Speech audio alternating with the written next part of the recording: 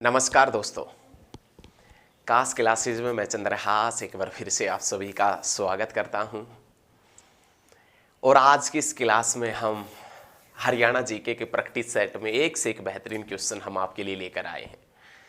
एक से एक बेहतरीन लाजवाब क्वेश्चन हम करवाएंगे जो एचएसएससी वाला आपसे पूछेगा एग्जाम में, और एचएसएससी वाले ने जो पिछले एग्जामों में पूछे गए हैं।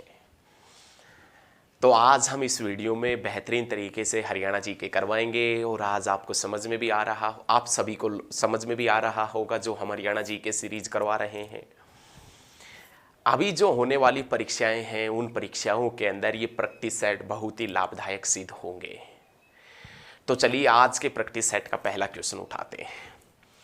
जॉर्ज थॉमस ने 1797 में हरियाणा के किस स्थान को अपनी राजधानी बनाया था? ये प्रश्न आपको आता होगा, लेकिन इस प्रश्न से और प्रश्न आपने कैसे बनाने हैं और प्रश्नों के बारे में आपने कैसे समझना है वो देखें। ये क्वेश्चन पूछ रहा है जॉर्ज थॉमस ने, जॉर्ज थॉमस का आपने नाम सुना होगा। जॉर्ज थॉमस ने किस शहर को अपनी राजधानी बनाया था? हांसी को। हांसी जिसका पुराना नाम है आसी, और आसीगढ़ का किला किसने बनवाया था? पृथ्वीराज चौहान ने। हांसी को जॉर्ज थॉमस ने राजधानी कब बनाया था? तो आप बताएंगे 1797 के अंदर। जॉर्ज थॉमस जो है ये आयरलैंड का निवासी हुआ करता था। जॉर्ज थॉमस आयरलैंड का निवासी था, और ये आयरलैंड से मद्रास पहुंचा था। आयरलैंड से मद्रास का पहुंचा था 1780 में। 1787 के अंदर ये दिल्ली पहुंचा और समरू बेगम की सेना में भर्ती हो गया। 1787 के अंदर ये दिल्ली पहुंचता है और समरू बेगम की सेना में भर्ती हो जाता है। लेकिन समरू बेगम प्लेस पूछे तो आप बताएंगे गुरुग्राम में। समा पर्यटन स्थल पूछे तो भी आप गुरुग्राम में ही बताएंगे। 1787 में समरू बेगम की सेना में भर्ती हो गया। समरू बेगम ने इसको हरियाणा के आसपास का क्षेत्र दिया और उसका सेनापति बना दिया था। उस क्षेत्र के अंदर जो भी सेना थी उसका सेनापति बना दिया। हरियाणा में जॉर्ज थॉमस को जहाज साहब के नाम से जाना जाता था। हरियाणा में जॉर्ज थॉमस को जहाज साहब के नाम से हरियाणा में जाना जाता था। और इस जॉर्ज थॉमस ने 1797 के अंदर हांसी के ऊपर कब्जा किया था, और यहाँ पर एक टकसाल की नींव भी रखी थी। हांसी को अपनी राजधानी बनाया, कब्जा किया, और यहाँ पर एक टकसाल की नींव रखी थी। टकसाल मतलब जहाँ पर सिक्के ढाले जाते हैं, उस टकसाल की नींव भी रखी थी। लेकिन 1797 के अंदर अपन 200 साल जोड़ दें तो आप बताएंगे 1997। अरे 1997 में फतेहाबाद और झज्जर बने थे भैया। 1997 के अंदर फतेहाबाद और झज्जर बने थे। 200 साल घटा दे 1797 में जॉर्ज थॉमस ने हांसी के ऊपर अपना अधिकार जताया था, हांसी को अपनी राजधानी बनाया था। ये याद रखिएगा, हांसी जिसका पुराना नाम है आसीगढ़ का किला पृथ्वीराज चौहान ने बनवाया था। गोहाना का किला पृथ्वीराज चौहान ने बनवाया था, और तराइन का किला भी किसने बनवाया था? तो आप बताएंगे पृथ्वीराज चौहान ने। पृथ्वीराज चौहान जिसकी कचहरी तोशाम में है, तोशाम भिवानी में है। The city of war heroes के नाम से भिवानी को जानते हैं, लेकिन war heroes memorial park Panipat में है, लेकिन शहीद स्मारक अंबाला में है। और शहीदों का गांव तिगांव को कहते हैं, शहीदों का शहर झज्जर को कहते हैं, वीरों की भूमि रेवाड़ी को कहते हैं। रेवाड़ी का नाम रेवती के नाम पर पड़ा है। रेवती बलराम की पत्नी थी, और उस बलराम के नाम से बल्लभगढ़ का नाम बदलकर बलरामगढ़ हो गया। और 1857 की क्रांति का नेतृत्व बल्लभगढ़ से किसने किया था? राजा नाहर सिंह ने। और राजा नाहर सिंह को किस अंग्रेज अधिकारी ने अपनी घुड़साल में कैद किया था? तो आप बताएंगे सावर्ज ने अपनी घुड़साल में कैद किया था। सावर्ज ने अपनी घुड़साल में कैद किया था। और 1857 की क्रांति का वो वीर योद्धा जिसे उसके जन्मदिन के ऊपर फांसी हुई थी, तो आप बताएंगे राजा नाहर सिंह। कौन हुआ करते थे? राजा नाहर सिंह। जन्मदिन था 9 जनवरी 1858 को। ठीक है, तो चलिए बहुत अच्छी बात है। उसके बाद में नेक्स्ट पॉइंट देखें।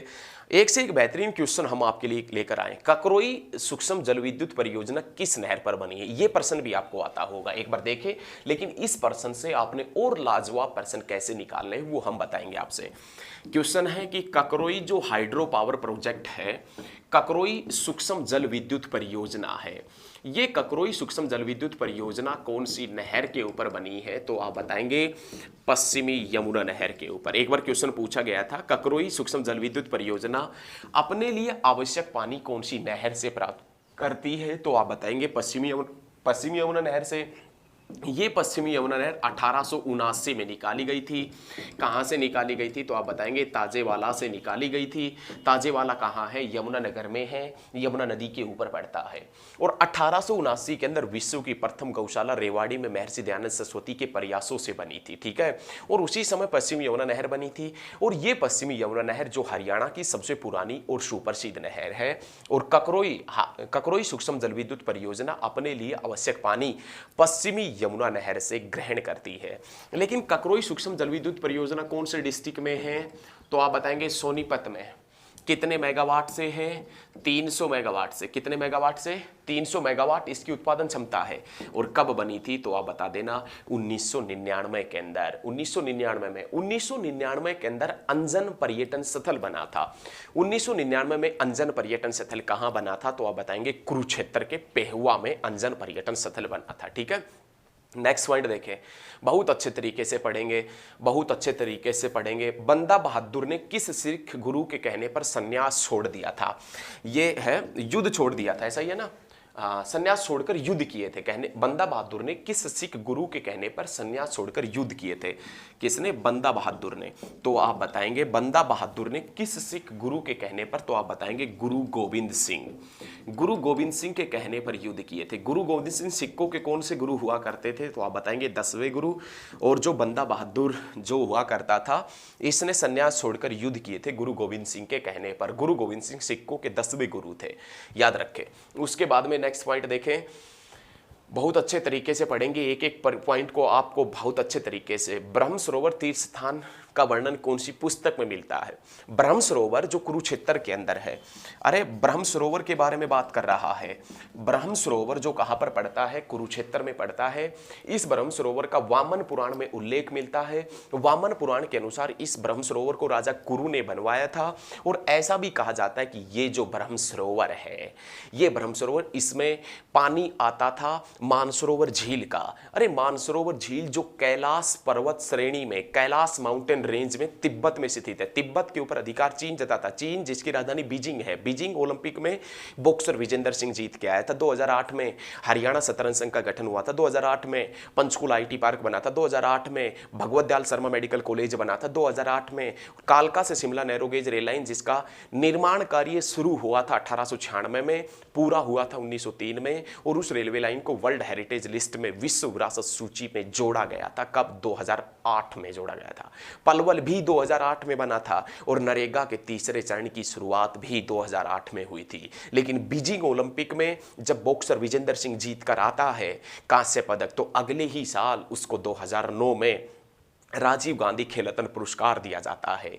लेकिन 2009 के अंदर ही Indian Institute of Management IIM Rohtak बना था। और 2009 के अंदर ही हरियाणा की सबसे सुंदर झील भिंडावास झील या भिंडावास वन्य जीव अभ्यारण्य बनाया गया था। ये चीज़ें आपने बहुत अच्छे तरीके से, एकदम जहर तरीके से सीखनी है, एकदम लाजवाब तरीके से आपने इनके ऊपर पकड़ बनाए रखनी।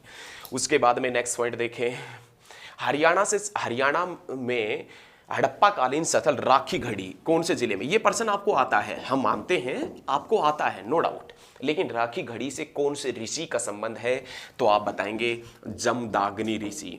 जमदाग्नि ऋषि का संबंध राखी घड़ी से है। राखी घड़ी से जमदाग्नि ऋषि का संबंध है। लेकिन जमदाग्नि ऋषि से संबंधित मेला जींद में लगता है। और उस मेले का क्या नाम है तो आप बताएंगे जामनी का मेला। जमदाग्नि ऋषि से संबंधित जो मेला लगता है वो जींद में लगता है। उस मेले का क्या नाम है तो आप बताएंगे जामनी का मेला। जमदाग्नि ऋषि से संबंधित जींद में लगता है। जींद जिसे जयंती देवी नगर कहते हैं, जींद जो महाभारत कालीन नगर है, जयंती देवी का मंदिर भी जींद में पड़ता है। हरियाणा का हरदे भी जींद को कहते हैं, दूध नगरी के नाम से भी जींद को जानते हैं।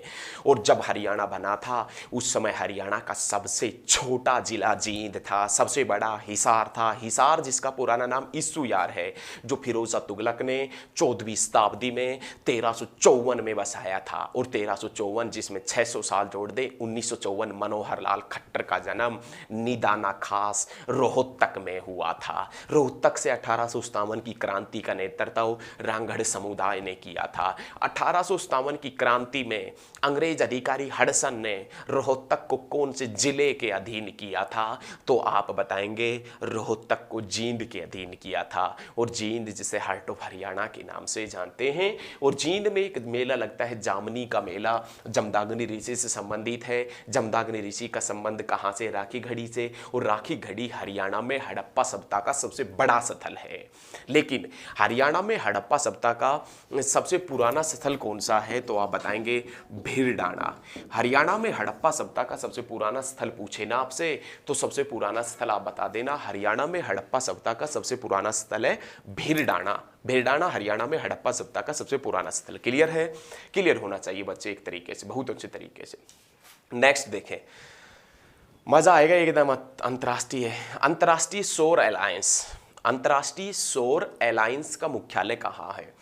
मुख्यालय हरियाणा के किस नगर? अंतर्राष्ट्रीय सौर अलायंस का मुख्यालय कहाँ है? तो आप बताएंगे गुरुग्राम में, गुरु द्रोणाचार्य की नगरी में, जिसे मेडी सिटी, साइबर सिटी के नाम से भी जाना जाता है, वहाँ पर अंतर्राष्ट्रीय सौर अलायंस का मुख्यालय पड़ता है। तो आज की इस क्लास में इतना ही पढ़ेंगे। बेहतरीन क्लास थी। यदि ये क्लास पसंद आती है तो इस क्लास को आप पूरे हरियाणा में जल्दी से जल्दी फैला दीजिए और आप अपने दोस्तों से बोलिए कि वो हमारे साथ में आएँ, कास्ट क्लासेस के साथ में जुड़े और एक बेहतरीन प्रैक्टिस सेशन में वो हिस्सा लें और एकदम गजब तरीके से हरियाणा जीके पढ़े। तो आज के लिए इतना ही। जय हिंद, जय हरियाणा और जय जवान, जय किसान।